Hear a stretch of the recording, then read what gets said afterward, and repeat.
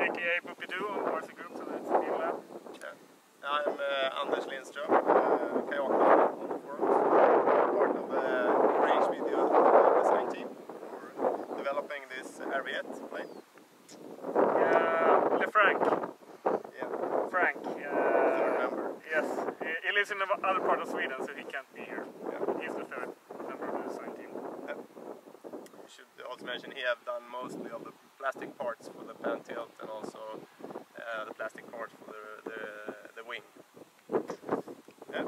So if we start with the kit, if you get the range video kit, the RVJET kit, this is what's included. I've been messing around in this box, so everything is not in its exact position. We can start off with the manuals.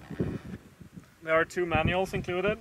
One for the wing, where everything is basically very detailed instructions. I think if you follow these, you will build it very easily. And the other is for the pan tilt. And the reason that we have divided it is because you really, especially for the pan tilt, you really need to study the instructions, because there are several configurations that you can use to mount the cameras. It's not hard. Also different cameras, we should say. Both the GoPro 3, 1, 2, and also regular FPV cams. Yes. Yep. That's the manuals. And here's the kit. And what's included in the kit, it's all necessary parts, the carbon fiber Spars for the wing. Spars and strips for the wings is included. Also all servos for the wings and pan tilt, they are also included. And the plastic parts. We can start with, this is just the foam parts. I'm not going to put them on the grass because they will blow away. Yeah, I can hold them. The nose is included, very good for training. Yeah, and here is the fuel sludge itself.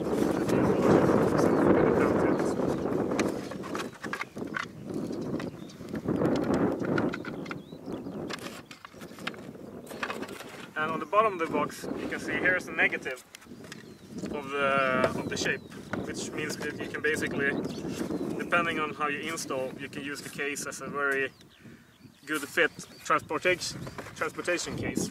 So everything is here.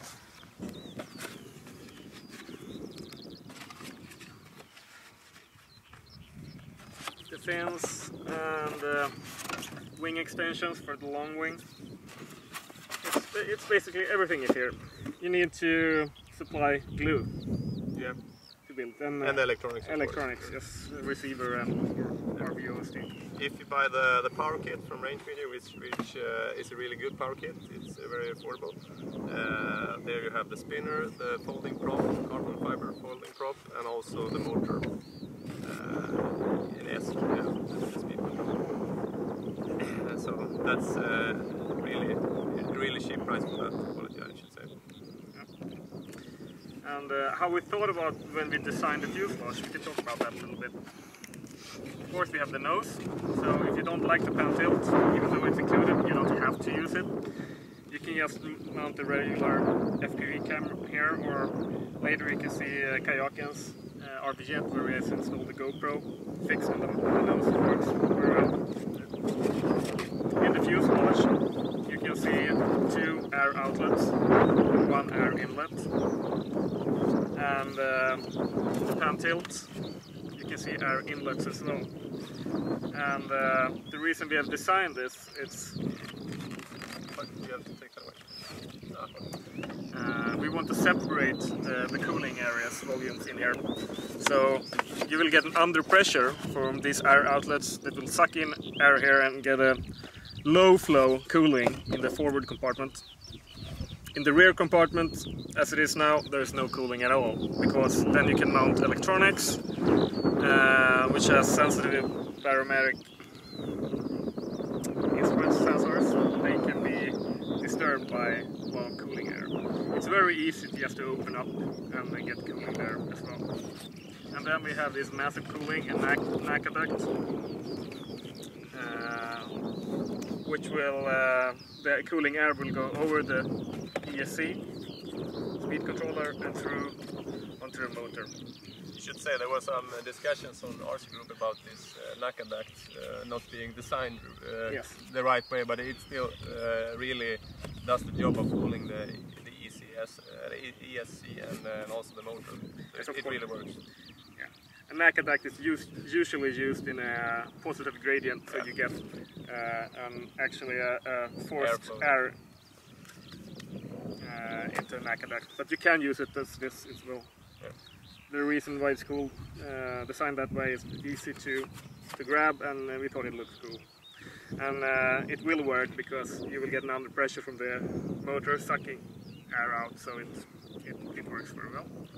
That's the main reason why the fuselage is designed the way it is. Also, to make installation easier, we choose to make these pockets. These pockets, they are under the wing extensions, they are under the wing, and they serve several purposes. Both it's for the carbon tubes, of course, to be able to glue these and still get channels, but it's also to make hidden installations. And you will later see in our examples how we have actually made pockets before we glue these together. And then you get a hidden installation inside the wing. You have no need to cut open large holes and such. It works very well. There have also been some discussion we should mention about the possibility to change the motor when it's already installed, and we have some of the other customers that have managed to do it. It's easier if you have a socket wrench, how do you say? Spherical. Yeah, spherical. Allen key, yeah, sorry. Allen key, so you can make sure it's a tight fit, but you can actually see here, if you look the camera, you can see the holes for the motor. And I have replaced the motor 2 times, so it's very doable. It's a little bit tricky, but it's definitely doable. Yeah. And also I can mention, this is the ESC compartment, and you can fit ESC there and then glue this on, but there's a risk that it will get stuck if it's really big ESC. So I have actually cut open like a half spherical here, which means that when you have the ESC like here, you can actually twist it and take it out. That's a good tip. We didn't know the size of the ESC when we made the foam part, so that's the reason. Yes, anything more? We should mention a little bit about the bottom of the fuselage. Yes. As you notice here we have grips for hand launch. Also they are built into the reinforcement. This is actually a really good reinforcement for the fuselage. It adds really much strength to the fuselage.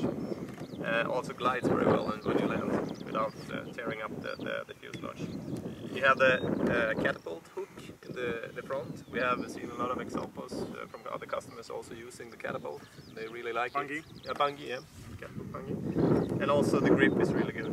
There has been quite a lot of discussions about the risks of launching the RVJET or any plane with or wing with a pusher prop. I almost launched the short wing holding in this grip, and I don't throw it straight forward because then you have a risk of getting your hand. But if you throw it in 45 degrees angle upward and really carry through the throw, I have never cut my finger on this plane, and I have done quite a lot of launches with them. So it really works good. There is a risk, however, because when we designed this, where we put the index finger, it's quite far to the rear. So if you feel sometimes you have made a launch and it just goes up and then down again, it might be that when you release it, it goes up like that. Then it's very easy just to change your grip to here, because then you are way forward of the center of gravity, and then you will manage to make a much straighter throw. You get more forward pull. Yeah. So, but I usually use bungee, and I just have a very simple. I just use 2 tent stakes, pins and hobby king rubber cord, and it works very well. The keychain ring for the connecting to the plates. It's really Into the skid hook. Should say we mentioned it earlier, but really trim in your wing when you have the foam nose on before you put on the pan tilt, because it's always harder. Many people buy a wing and they have maybe flown a Bixler or a plane with a real stab on a conventional plane, and it's actually it is different to fly a wing. It's more unstable than a plane with a longer fuselage where you have a longer momentum arm in it. So use the foam nose, really careful with the CG. The CG should be, it's in the manual of course, but it's quite easy to see that it should be, let's exactly this right, it should be just in front of where the fin connects to the wing. So it's quite easy to just hold your fingers there and feel that the fingers are in front of the fin and you feel that it's in balance. Some people on net they actually put map pins, needles with little plastic hole on it, and just pushed it into those places, make it easier to find. It's a good tip. I usually have the CG there or a little bit forward, and depending on how accurate I am before I launch, I may have to trim it in flight, but it's never a big deal. I think it's never a big deal. We can talk a little bit more about the plastic. We have the pan tilt. And the pan tilt, all parts are included, as we said, for a regular mini camera, CCTV camera, and depending on the lens, most lenses make changes, but if you have the ultra low light, really big, humongous lens, it might not fit. But we have a pan tilt for that, and you can use both pan tilt motion, pan tilt, or tilt pan. And we can show. I think most know what pan tilt are, and it's actually in the order of rotation, order of movement. In the pan tilt, the tilt axis is mounted on top of the pan axis, and in the tilt pan it's the other way around. So you get a little bit of different camera movement, but I use both, and I don't think it's a big deal. You can describe it by if you're flying, if you would be flying and looking downward, and then turn your head up, and your picture will be on the side. That's one of the configurations. Wouldn't that be pan tilt? Tilt pan. Yeah, tilt pan. And the other one would be that you're actually turning your head. So it's a little bit how you want to set it up. It's personal preference. Yeah. And then we have recent RVJETs. It's included a mount for GoPro 1-2 cam and also GoPro 3 camera. So those are included in the kit. And you can use those as fly camera or just to film. It's up to you. We also the basic layout of the wing is a twin fin wing, and contrary to many other wings, the fins are not on the wingtips. They are centered in where the fuselage is.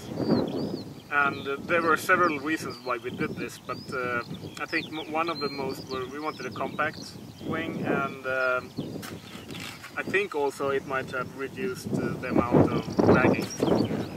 We designed the fin with quite a bit of area behind the trailing edge. And one of the reasons we did that was the possibility to modify these with the rudder. So you can actually quite simply modify these. Just cut open and put a hinge and embed the servo either on the wing or in the fin. And then you have twin rudders, and they can be used as air brakes, speed brakes. Yeah, there's also been discussion on mounting. I will actually both test it and then also to mount brakes on the wing, popping up as they have on sailplanes, soaring planes. So that's also air brake. Yeah, that's also a little bit about other design features that we have been trying to build with this. Is we have been trying to build a wing that is really stable, to be easy for a beginner or don't have any, so it shouldn't have any surprises when you fly it, when you go down in speed, for example. And one way of doing that is to build in washout in the wings. There's quite a lot of washout in this, as you see. The wing is twisted, so when you go down in speed, you will lose the lift on the inner part of the wings before you lose the tips, which will make it very stable. So that's something that we've been trying to build in. This would be on the cost of getting a little bit more drag when you go high speed with it, but it's a good solution, a good compromise. I think. It doesn't tip. It doesn't tip stall, and it can't actually tip stall because when the inner part of the wing stalls, the whole airframe will go down a little bit, but you will never lose the aileron authority or L1 authority on the outer part of the wing, so you still will be able to control the aircraft at speeds. And of course that comes at a little cost of performance, but we thought it was worth it. So that's one of the main reasons why we have so much washout. We will look at the models that we have built, two configurations. Is there anything more to mention about the wing tickets? I should say that the glue that should be used, or the glue that we have used is CA glue, the fast glue, chrome safe works. I don't use chrome safe. It doesn't matter, a bit kicker, it's the most aggressive kind, this foam can take it. The thing you should make sure that you don't do is get the glue in these channels for the tubes. If you do that, either with your tubes in or not, it will glue the tube. That's not good. So try to don't put too much glue there. It will be sufficient if you use the large areas and also the edge, but don't fill it up, because when you push it together, the glue, if you use a thin glue, it will get everywhere. So take a look. Also, I think when we have built our planes, we have used we have left all four sections, the two wing panels and also the wing extensions with cables in each of them, so that we can take away the extension. It has its own servo cable extension, which is really easy. I've seen a couple of people. I think the current, the servos, the wing servos, it's were quite long cable, so I think it can go all through the...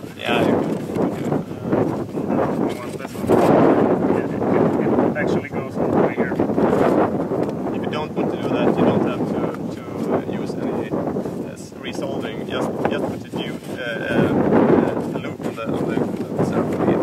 So you get the right piece that is sticking out. Yes. Question about the kit. There are 3 domes, clear domes, included in the kit, and as we said, all servos and included, and the push rods, etc. also included. If you want to have this chrome dome, it's extra, and they take a little bit of light, but most cameras are very light sensitive, so it doesn't really matter. I use it when I've flown, and the domes are really strong. They can get scratched, of course, but the cost is, if you compare it to other domes available, the cost is extremely low. And they are very durable. I've nosed mine into the ground a couple of times, and it scratches and no other damage on the wing. So I saw some quite interesting ideas on refurbishing the domes on the They used some sort of floor wax. So, but I think these are, what are these, 3? Yeah, they're really cheap. $3, $4. And I think this one is 20 or... The goal for range video has been to not take it in price. It's rather, you can buy a couple and exchange them. You can also rotate them. If you get a scratch on the bottom and you seldom use the pan tilt, you can just turn them 90 degrees. Can you show it? Yeah. Sure.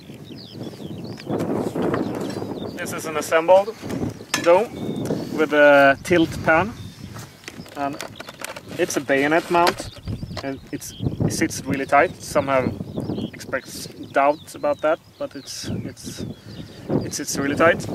And now you can see the first axis of movement here is tilt, because that is how I set up this one, and then pan. So, and the main reason, if you look just straight ahead, it doesn't really matter how you have chosen it. But if you look down, if I would have had pan tilt now, and now panned it, it would still look straight down. But since I have tilt pan, it will go like this. So otherwise you would just twist it. yeah. So what can I say? The horizon will change in this one in other ways. This camera I have now, it's not a range video camera, it's a Security Cam 2000, it's a Sony PZ0420 I think it's called, very popular FPV camera. And the mount, I can show you the chrome mount.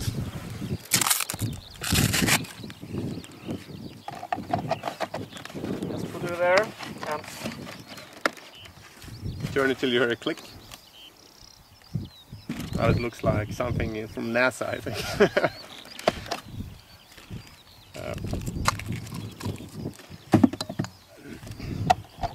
but I haven't heard anyone losing them yet, so it's they will assembled correctly. These will never get loose in flight. You will have a hard time getting them loose when you crash, even. I think. Yeah, these actually protect the camera really well. We have made actually the ingenious plastic god, design god, Frank, that has made these pan tilts. He has spent a lot of time to reduce reflections as much as possible and reduce glare. And most problems with people or models that have domes, it's the camera is mounted too far back, because then the risk of reflection and distortion, depending on imperfections in the dome quality, it gets so much larger.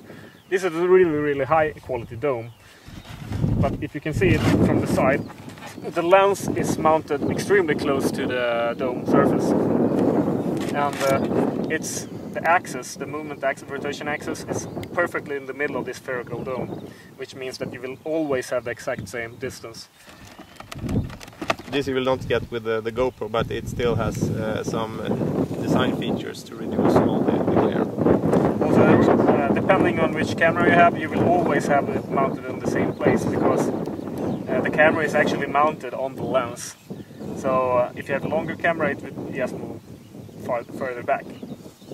Some have cameras that doesn't fit, or other diameter of the lens, and then this part here, the front part, it can actually be removed, and underneath you have a frame with mounting holes that fits most common cameras like the DX21 and other cameras.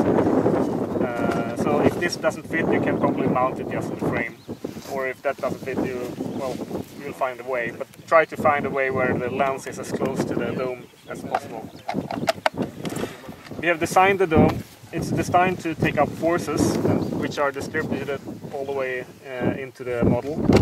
So here we have a flange in this bayonet mount. It distributes the forces in the plastic sides onto the flanges on the model, so it just gets distributed away, which means that this dome will seldom crack. Even though the lens is so close to the surface, it will not crack in the same way that other domes.